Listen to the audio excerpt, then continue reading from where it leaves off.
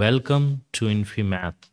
इस वीडियो में हम लोग गेट मैथमेटिकल साइंस 2003 में पूछा गया एक कॉम्प्लेक्स फंक्शन के डिफरेंशिएबिलिटी से रिलेटेड क्वेश्चन देखेंगे।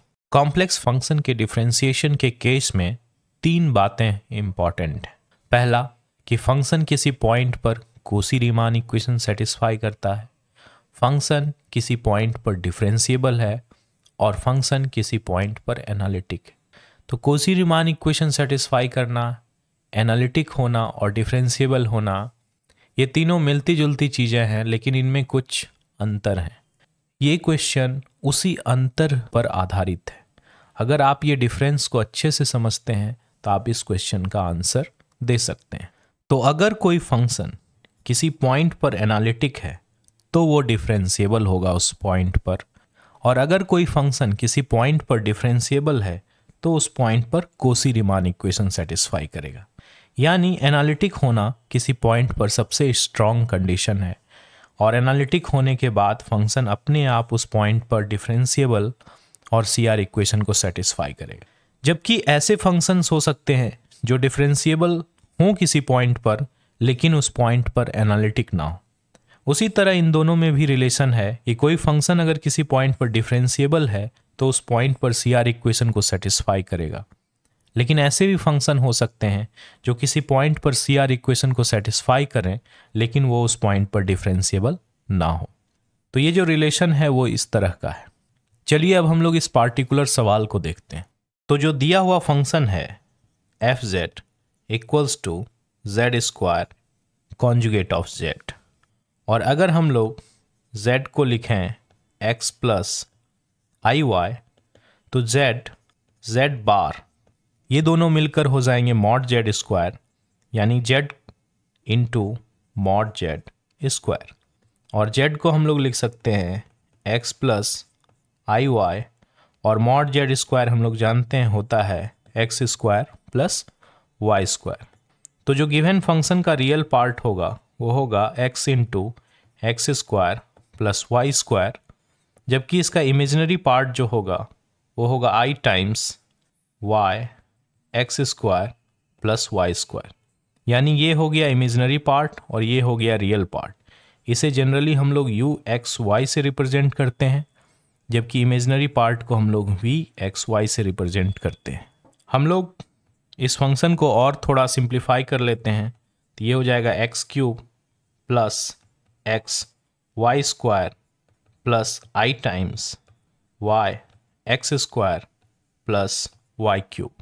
तो ux हो जाएगा 3x square plus y square, uy हो जाएगा 2xy, इसी तरह vx हो जाएगा 2xy, और vy हो जाएगा x square plus 3y square.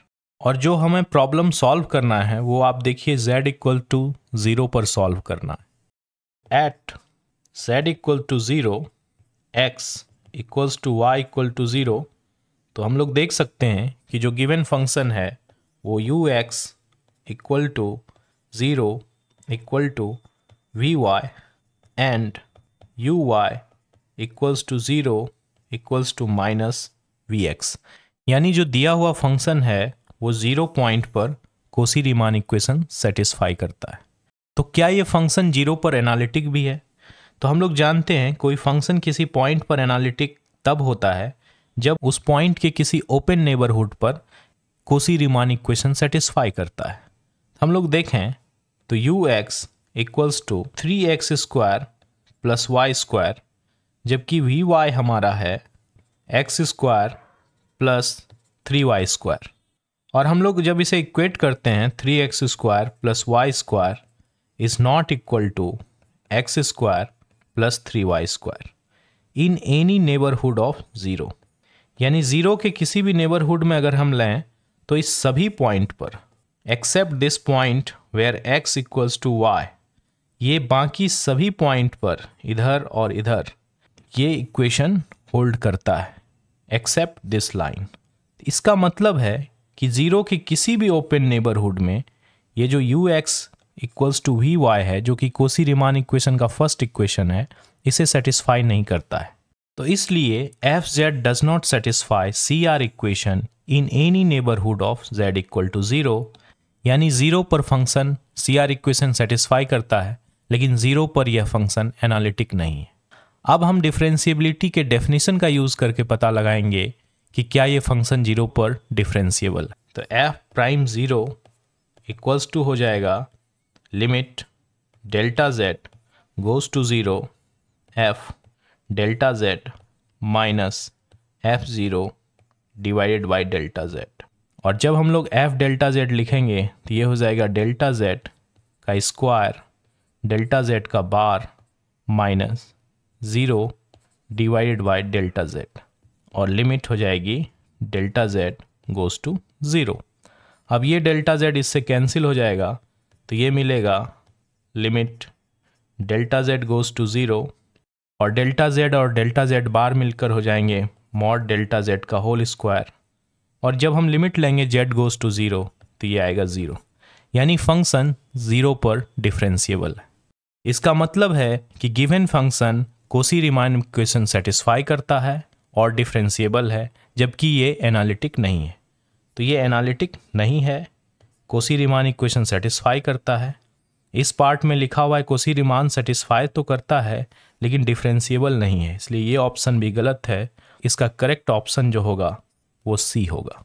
तो इस तरह हम लोगों ने इस सवाल के साथ ऐसा एग्जाम्पल देखा जो सी आर इक्वेशन सेटिस्फाई करता था एक पॉइंट पर, डिफरेंशिएबल था उस पॉइंट पर, लेकिन एनालिटिक नहीं था। ऐसे भी एग्जाम्पल होते हैं जो किसी पॉइंट पर सी आर इक्वेशन को सेटिस्फाई करते हैं लेकिन वो डिफरेंशिएबल नहीं होते, और चूंकि वो उस पॉइंट पर डिफरेंशिएबल नहीं होते तो वो एनालिटिक भी नहीं होते। Thank you very much.